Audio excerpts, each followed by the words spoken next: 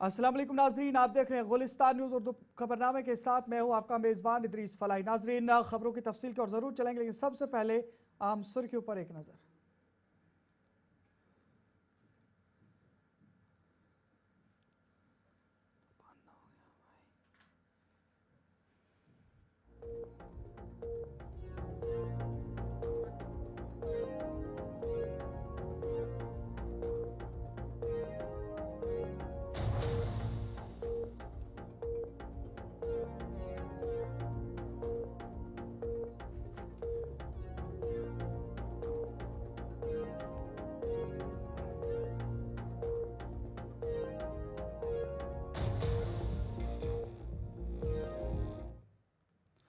नजर आम सुर्खियों के बाद खबरों की तफसील की ओर चलेंगे और सबसे पहले लद्दाख के हवाले से बात करेंगे, जहां के हवाले से इस वक्त ये बड़ी खबर आ रही है, जहां पर जलजला देखने में आया। आपको बता दें, लद्दाख में जलजला देखने को मिला है, जहां पर लेह खिते में जलजले के शदीद झटके महसूस किए गए हैं और कश्मीर और हिमालयाई खिते में भी जलजले के झटके महसूस किए गए हैं। ताहाल नुकसान की इतला नहीं मिले, लेकिन हुकाम भी अलर्ट पर बताए जा रहे हैं। आपको बता दें, लद्दाख के हवाले से ये खबर आ रही है, जहां के हवाले से आपको बता दें, लेह खिते में रेक्टर स्केल पर 5.7 शिद्दत का जलजला आया है, जिसके बाइस झटके शुमाल मगरबी कश्मीर और पूरे हिमालयाई खिते में महसूस किए गए हैं। आपको बता दें, नेशनल सेंटर फॉर सिस्मोलॉजी यानी NCS के मुताबिक जलजला आज सुबह 11:51 और 14 सेकंड पर आया, जिसका मरकज लेह लद्दाख में 171 किलोमीटर गहराई में वाक़ था।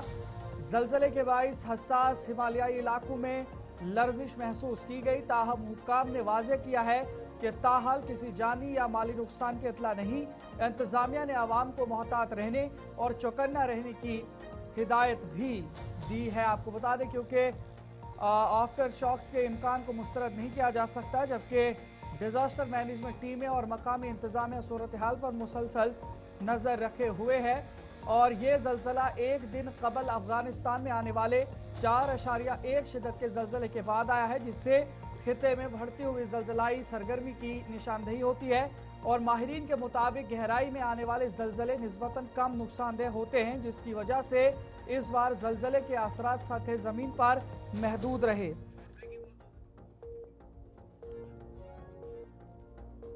तो नाजरीन, ये लद्दाख से इस वक्त की बड़ी खबर, जहां पर जलजले के झटके महसूस किए गए, लेकिन अच्छी खबर यह है कि किसी भी जानी नुकसान की कोई इत्तला अभी तक मौसूल नहीं हुई है। और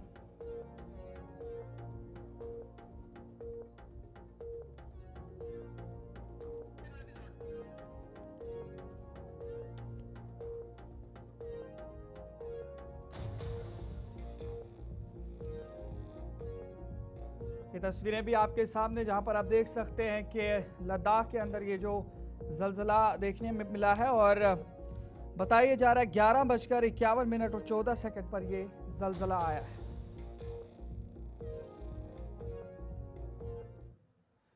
नाज़रीन, आगे बढ़ जाएंगे तो सिक्योरिटी खदशात के हवाले से भी आपको एक खबर बताने की कोशिश करेंगे, और ये खबर इस वक्त जम्मू से आ रही है, जहां पर आपको बता दें, जम्मू से ये बड़ी खबर देखने को मिली है, जहां पर जम्मू के कचरियाल में पाकिस्तानी गुब्बारे की बरामदगी हुई है। आपको बता दें, जहां पर ये जो गुब्बारे पर अंग्रेजी में PIA लिखा था, इस हवाले से इतलात मिल रही है। और ये बड़ी खबर आ रही है, जहां पर जम्मू से ये बड़ी खबर है, गुब्बारे पर अंग्रेजी में PIA लिखा था और हसासियत के पेश नज़र सिक्योरिटी एजेंसियां मुतहरिक हैं, तहकीकात भी इस हवाले से जारी हैं। जम्मू के कचरियाल इलाके में लाइन ऑफ कंट्रोल यानी LOC के करीब पाकिस्तान इंटरनेशनल एयरलाइंस PIA तहरीर शुदा एक पाकिस्तानी गुब्बारा बरामद किया गया है। तस्वीर आपके सामने है। मकामी लोगों की इतला के बाद पुलिस मौके पर पहुंची और गुब्बारे को तहवील में ले लिया है। बरामद गुब्बारे पर अंग्रेजी और उर्दू जुबान में PIA लिखा हुआ है, जिसके बारे में इब्तदाई तौर पर ख्याल किया जा रहा है कि यह पाकिस्तान की जानिब से आया है। ताहम यह गुब्बारा किन हालात में सरहद पार करके इस इलाके तक पहुंचा, इसकी अभी तस्दीक नहीं हो सकी है। पुलिस हुकाम के मुताबिक मामले की हसासियत को मद्देनजर रखते हुए तफ्तीश शुरू कर दी गई है और सिक्योरिटी एजेंसियां भी इस बात की जांच कर रही हैं कि कहीं इसके पीछे कोई मुश्तबे या शरारती अनासर तो शामिल नहीं। फिलहाल इलाके में सूरत हाल पुरअमन है और पुलिस मामले की गहराई से जांच भी कर रही है।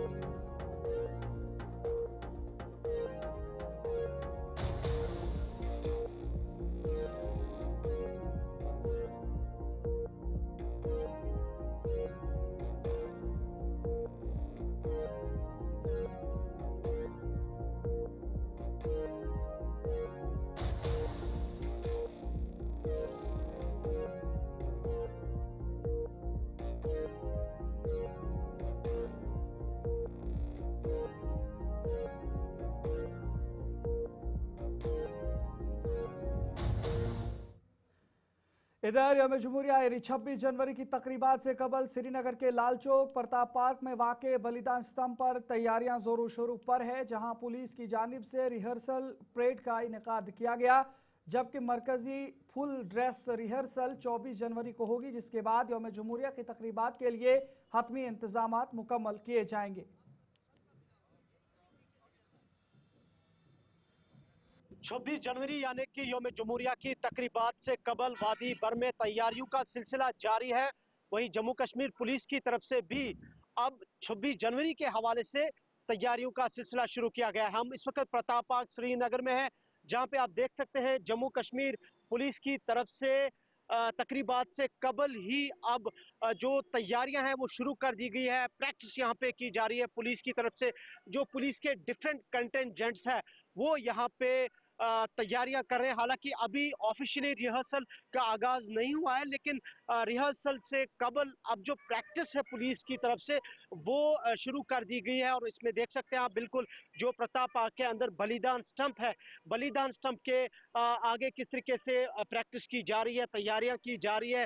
चूंकि 26 जनवरी यौम जमहूरिया की तकरीबात से कबल यहाँ बलिदान स्तंभ में उन ऑफिसर्स को या उन सिक्योरिटी एहलकारों को खराज अकीदत पेश किया जाता है जो मुल्क के लिए कुर्बान हुए हैं या जो लॉ एंड ऑर्डर के दौरान अपनी जान गंवा बैठे हैं। तो उन्हें यहाँ पे फूलों से खराज अकीदत पेश किया जाता है। और इस सिलसिले में आज यहाँ पर पुलिस का जो अमला है वो सुबह से ही तैयारियों में मसरूफ है और बाज़ाब्ता तौर पर काइंड ऑफ रिहर्सल जिसे हम कहते हैं यानी कि तैयारियां की जा रही है, ताकि 26 जनवरी की तकरीबात जो है उस सिलसिले में पुलिस के जो कंटेंजेंट्स है वो अपना वहाँ पे जो है करतव्य दिखा सके। और साथ साथ डिफरेंट जो कंटेंजेंट्स है पुलिस के वो भी तैयारियों में हैं। ऑफिसर्स यहाँ पे इसकी निगरानी कर रहे हैं। और वाज़ेह रहे कि 26 जनवरी यानी कि यौम जमहूरिया की सबसे बड़ी तकरीब वादी कश्मीर के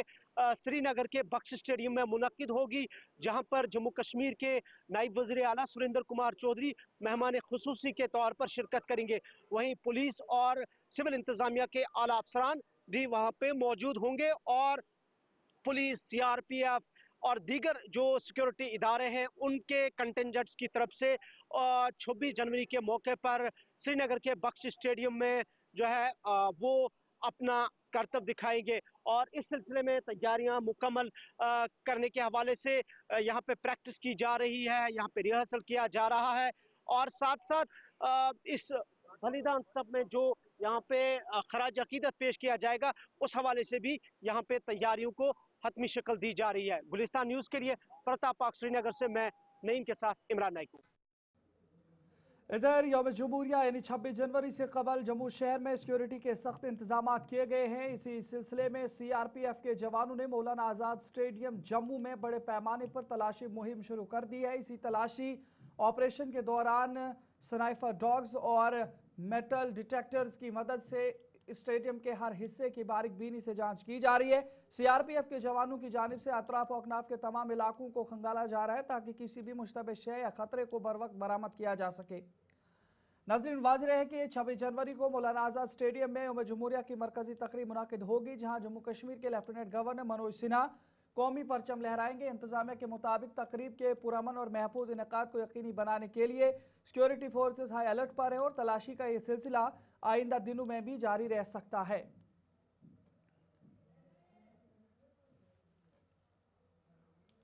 इधर नेशनल कॉन्फ्रेंस के सदर और साबिक वज़ीर आला जम्मू कश्मीर डॉक्टर फारूक अब्दुल्ला ने जम्मू कश्मीर के स्टेटहुड से मुतालिक कहा कि रियासती दर्जा अपने तयशुदा वक्त पर बहाल होगा, इसके लिए सब्र से काम लेना होगा।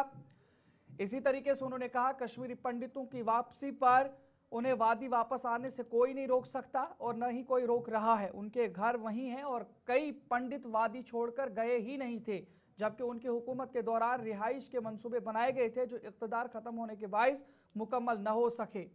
आपको बता दें, AR रहमान के मामले पर उन्होंने इल्जाम लगाया कि मुल्क में फिरकावारियत को हवा दी जा रही है और इंतखाबात जीतने के लिए हिंदू मुस्लिम तकसीम की कोशिश हो रही है। साथ ही उन्होंने श्राइन बोर्ड के मेडिकल कॉलेज और अस्पताल के बंद होने पर भी सवालात उठाए। पाकिस्तान पर तबसरा करते हुए डॉक्टर फारूक अब्दुल्ला ने कहा कि पाकिस्तान कभी अपनी साजिशें बंद नहीं करेगा और अगर हमें उसके साथ जाना होता तो 1947 में ही चले जाते।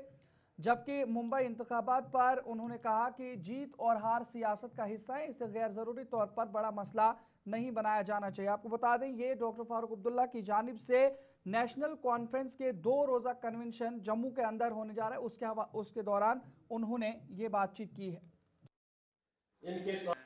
कब जाएंगे? कौन रोकता है उन्हें? किसी ने नहीं रोका। जाए, घर है, घर जाएं, बैठे वहां पे आराम से। वहाँ बहुत से पंडित रह रहे, कभी वो निकले नहीं। जब बाकी निकलाले गए थे वो नहीं निकले, वहीं बैठे अपने गांव में आराम से बैठे। जनाब, मेरे वक्त में मैंने इनसे कहा था घर भी बना के देंगे, घर के सामान भी बना के दे देंगे। उसके बाद हुकूमत चली गई। अब दिल्ली की हुकूमत को देखना है, पहले तो इन लोगों को देखना है, क्योंकि आप हर जगह फंस गए हैं, बुजुर्ग हो गए हैं, वहाँ इनका इलाज चलते हैं, बच्चे कॉलेजेस और स्कूल्स व यूनिवर्सिटीज़ में हैं। वो तो एक विजिटर आएंगे, मुझे नहीं लगता वो वहाँ रहने के लिए आएंगे। हमारे भारत में कुछ सालों से नफरत की आग लगी हुई है। हिंदू और मुसलमान को डिवाइड किया जा रहा है इलेक्शन जीतने के लिए।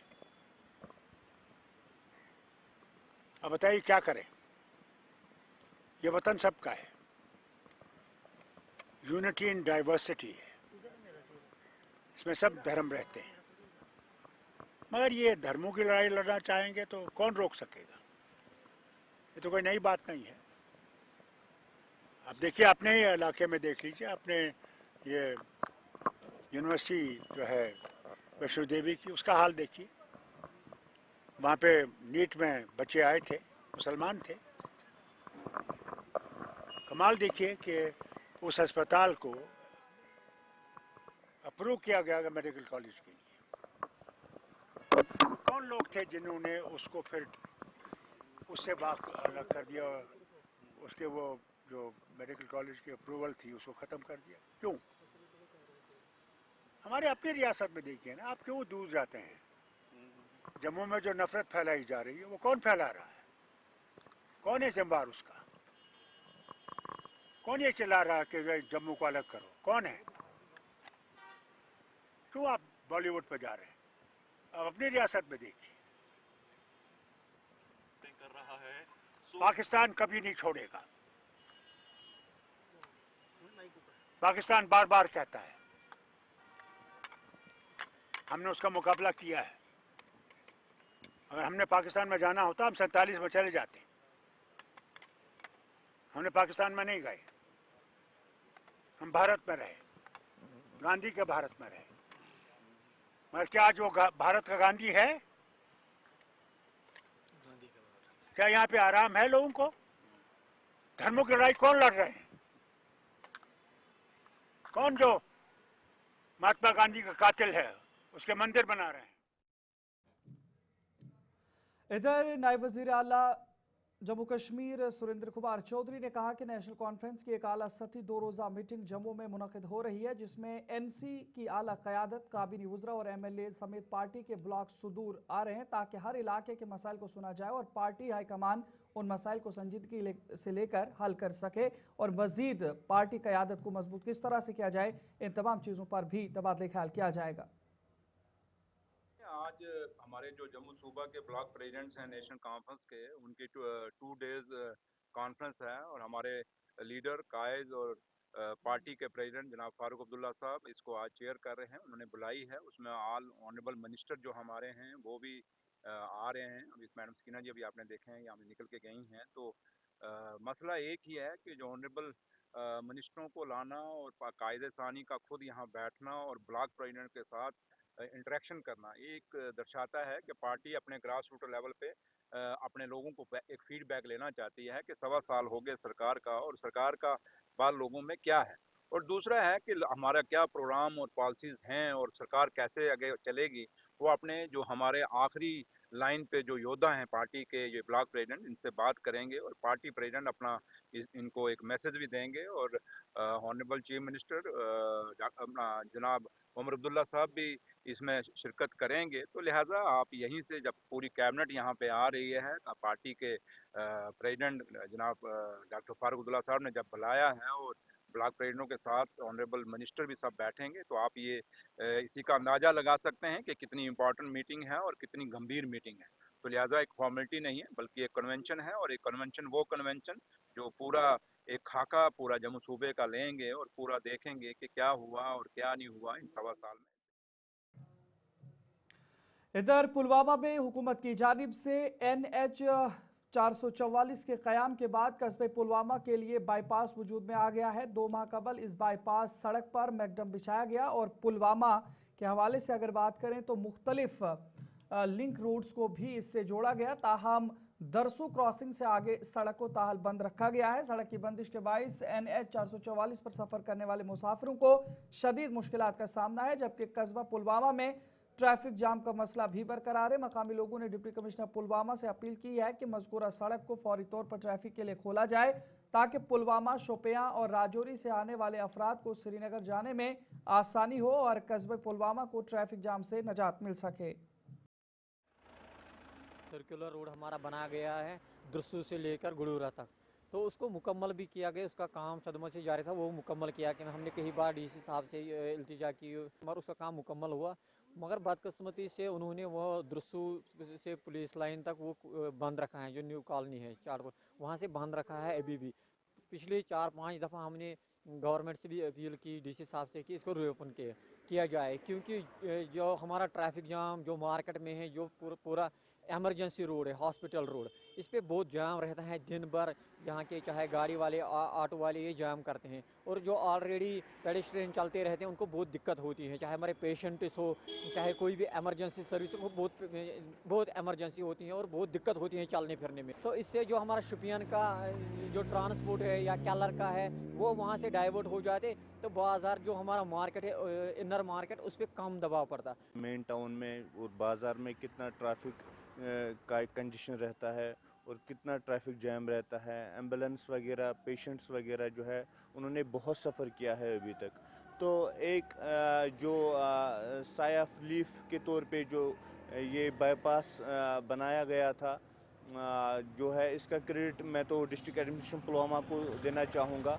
तो वो एक साइंस ऑफ रिलीफ जो लोगों के लिए जो वो रोड बनाया गया था, तो बदकिस्मती से जो है मतलब वो कंप्लीट होके भी जो है अभी उसको खोला नहीं गया है लोगों के लिए, और जिसकी वजह से फिर से जो हमारे पेशेंट हैं या एम्बुलेंस हैं या जिनको इमरजेंसी होती हैं अपने ऑफिस को पहुंचने के लिए, तो अभी भी जो लोग हैं बिल्कुल सफ़र कर रहे हैं, डिस्पाइट कि रोड का काम जो है वो कंप्लीट हो चुका है और अननोन रीजन्स की वजह से जो है वो अभी तक रोड खुला नहीं है।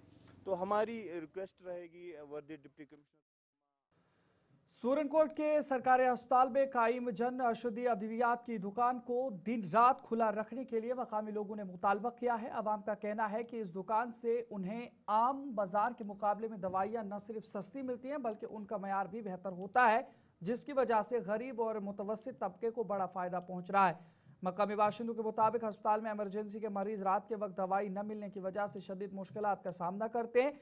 ऐसे में जन औषधि अद्वियात की दुकान अगर 24 घंटे खुली रहे तो मरीजों को बहुत ज्यादा फायदा मिलेगा।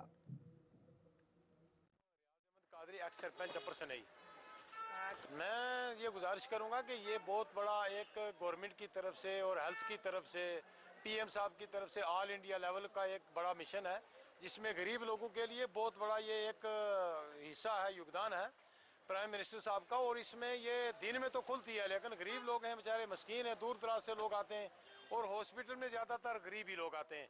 इसलिए मेरी ये गुजारिश रहेगी कि ये 24 घंटे जो है वो खुली रहे, अवेलेबल रहे, क्योंकि ये हॉस्पिटल के अंदर है और इसलिए जो मरीज़ आता है वहाँ पर ताकि उसको कोई परेशानी का सामना ना करना पड़े। मोहम्मद रज़ाक बजाड़, मैं सीनियर सोशल एक्टिविस्ट हूँ और जड़ामल गिल से मेरा ताल्लुक है। जनशुद्धि जो है ये एक बड़ा अच्छा काम सेंट्रल गवर्नमेंट की तरफ से चलाया गया है। जिस तरह से सुरनकोट हॉस्पिटल के अंदर एक जनशुद्धि स्कीम के तहत एक शॉप, मेडिसिन शॉप खोली गई है, लेकिन वो लोगों को दवाइयाँ प्रोवाइड कर रही है, जिसमें block medical officer Surankote doctor Yusuf साहब जो हैं वो अच्छे तरीके से उस हॉस्पिटल को चला रहे हैं। और जनशुद्धि का ये जो मकसद है, लेकिन हमारी डिमांड रहेगी, दिन को तो ये दुकान खुली रहती है लेकिन नाइट को ये जो है ये बंद रहती है, जिसकी वजह से हमें लोगों को बहुत सारी दिक्कतें जो हैं वो आती हैं। तो हमारी गवर्नमेंट से अपील रहेगी कि इस दुकान जनशुद्धि जो है इसको डे एंड नाइट जो है तो खोला जाए। गरीब लोग हैं, महंगाई है सख्त और दवाइयाँ इतनी महंगी हो चुकी हैं कि हर आदमी के पास की बात नहीं है कि वो दवाइयाँ खरीद सके। ये जो है इनके मुनासिब रेट हैं और ये गरीबों के लिए एक बहुत बेहतरीन स्कीम है और इसकी का बहुत। तो चले नाज़रीन, वक्त हुआ चला है फिलहाल वक्त एक छोटे से ब्रेक का। अपने मेजबान इदरीस फलाही को इजाजत दीजिए। देखते रहे गुलिस्तान न्यूज़। अल्लाह निगहबान।